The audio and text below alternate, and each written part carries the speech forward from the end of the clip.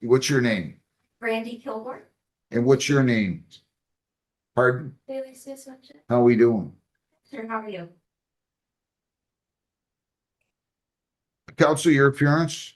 John Capitan, appearing on behalf of Granite Televalley.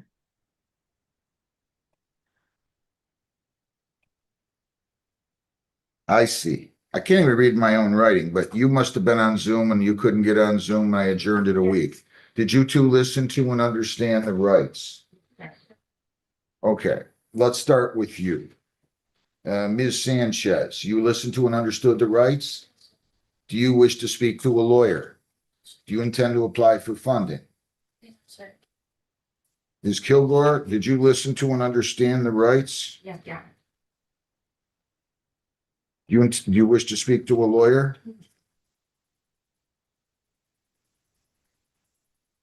And you're saying you've applied for funding, Ms. Sanchez? With who?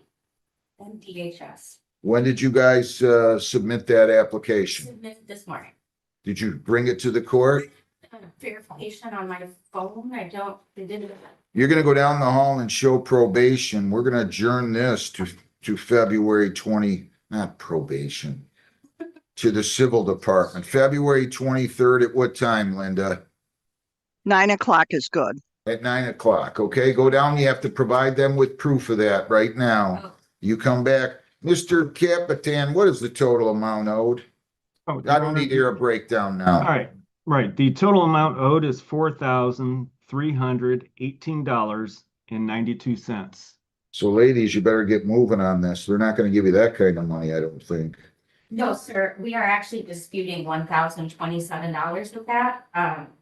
Palo Valley received $1,027 in money orders from us on the 27th of November. And they called us, I believe it was about the 20th of January, saying that the money orders went non-sufficient funds. So I contacted. Do you know anything about that, Mr. Capitan? Your Honor, I do not know anything about that at this time. Who's this? However, You're from LV, you're from Granite? Yeah. Come on up here.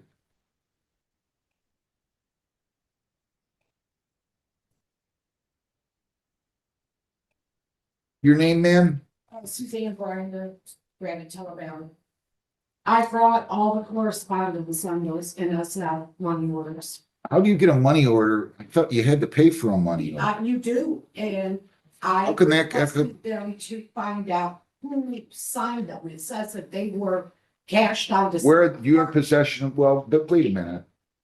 Here we are in a tense courtroom showdown where Brandy Kilgore and Miss Sanchez are facing a financial dispute with Granite Televalley. With over $4,300 on the line, every word and action counts. From Zoom issues to funding applications, this case is already spiraling into chaos. And things are about to get even more dramatic. Stick around, because the court's decisions here will shock you. It's gone through 2 banks, and they both came back against that. Where'd you get those at? I got them at Myers, their Western Union. Okay, hang on. Contacted Western. Hang on. Don't slow down. Go back to Meyer. Oh, we did. They could not help us there at the Myers. You're gonna have to figure this out. I don't believe this lady would be in here telling me that they were NSF checks if they weren't NSF checks. If she did that, she knows she would have absolutely no credibility with me until I leave this bench. You understand what I'm saying? Yes, So you're gonna have to go over and figure it out. Something happened. we've already been doing that. We received copies of the checks from Western Union, and those checks stated that they cleared their account on the 19th of December. Yes. They were NSF again on January 23rd. I have all proof. Sit down, you two, before you leave, you three, and go through the paper. Something's wrong. So you guys check it out. You come back for a court date, February 23rd at 9. And I just want you to know, it's gonna be your responsibility to make sure those funds were cleared. And you got 4318 less 1027, so you got somewhere in the neighborhood of 4191, and I think it's 82 cents. So that's what they think you owe, if you paid that, right? Yes. All right, so that's what I'll do. I'm adjourning that. You guys figure it out. But I don't think she'd be in here telling me they bounced if they didn't bounce. That's all. And where do we go to submit the proof for assistance? You told us to go submit proof for assistance that we applied for? Oh, I'm sorry. Sorry about that. You're gonna go down to the civil department. All right, thanks. Which one's Mr. Bodges? You're all set, ladies. Here. Which one does he have again? Now, this is where things get really messy. The defendants claim they already paid $1,027 via money orders back in November, but Granite Tele Valley says the funds bounced. The judge is clearly skeptical, demanding proof and walking everyone through the process. This moment highlights a key legal point. If you dispute a debt, you must have verifiable documentation. It's also a reminder of how critical credibility is in court.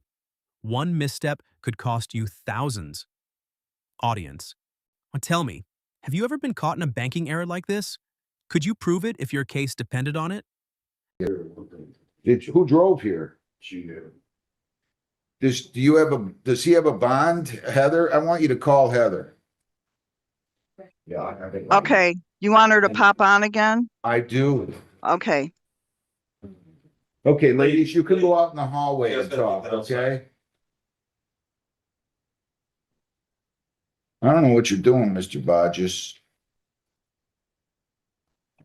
I'm ready to be down good. I would have. You don't go yelling like you did at me last week on here. You got me. No. You don't do that. I don't care if you've had 49 vodka tonics or whatever else. You don't do that. Now you show up drinking again, Yesterday. Mr. Bodges. Yes, sir. Alcohol basically dissipates at the rate of 0.125 per hour.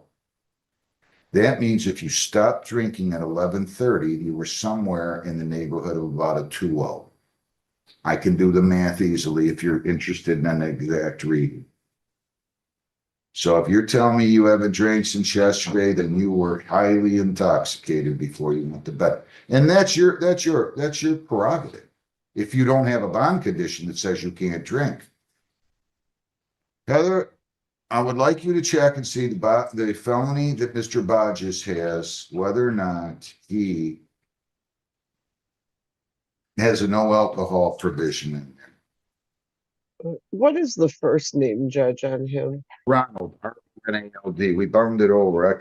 I don't remember. It's a felony. I don't remember if I Okay, did. okay, that's why I'm looking at. Okay, so it's a bound over case. Right. With Judge Hessen? When did this get bound over? Just Did your recently? case get bound over from district court, Mr. Bodges? When were you in district court on the felony charge, sir? Was it? I didn't ask you that. I didn't ask you. So maybe. October, he thinks. No, Your Honor, I think it's November Oh, 3rd. I do see one in here that was bound over on November 18th. Was that mine or Judge Hessen's? This one was yours. Is there a no alcohol provision in that? Let me take a look on this one. Yes. That's what I thought. John, I'm not gonna swear you to a oath. You took a PBT reading this morning. Things escalate as the foreclosure and redemption issue comes to the forefront.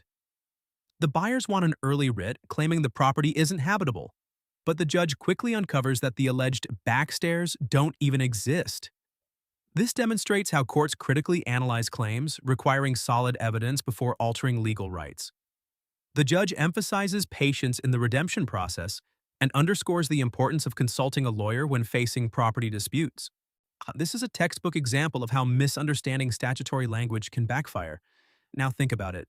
If you were the property owner, would you try to rush the process or follow the legal steps carefully? On Mr. Bodges, right? Yes, Your Honor. State your name. John City. I didn't mean to stump you. Yeah, that's how to think about it for a minute. Point 0.088 he had, right? Yes, Your Honor. Okay, so I think probation needs to notify, or somebody needs to notify the courthouse, whatever judge is assigned, that Mr. Bodges showed up here and this is the second day. He smelled of alcohol last time.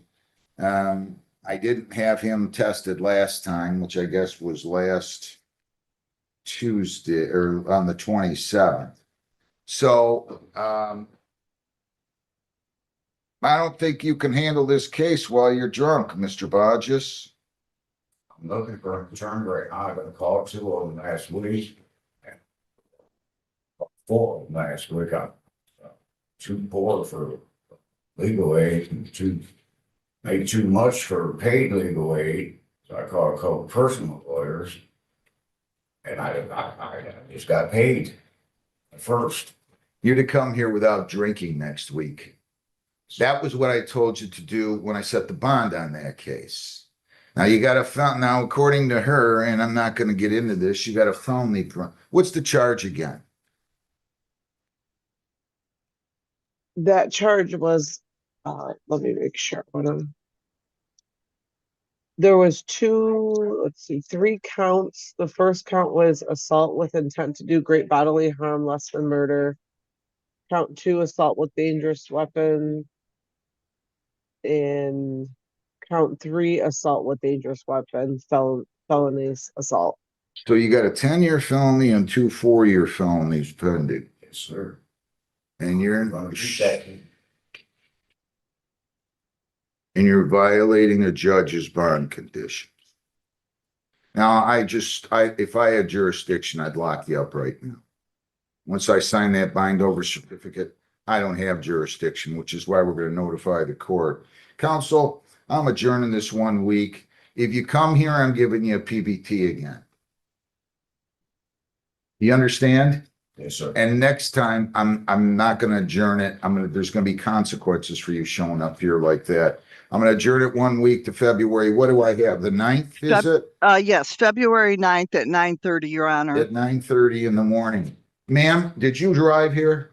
You're not going to let him drive, right? Because that would be a crime. Okay?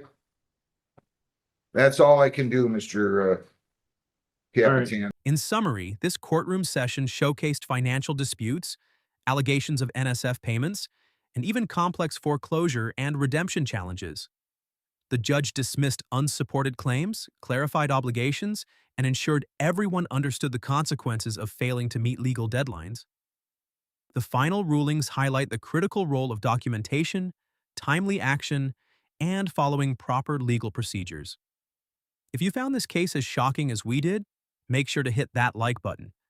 Share your thoughts in the comments, and don't forget to subscribe for more jaw-dropping courtroom breakdowns.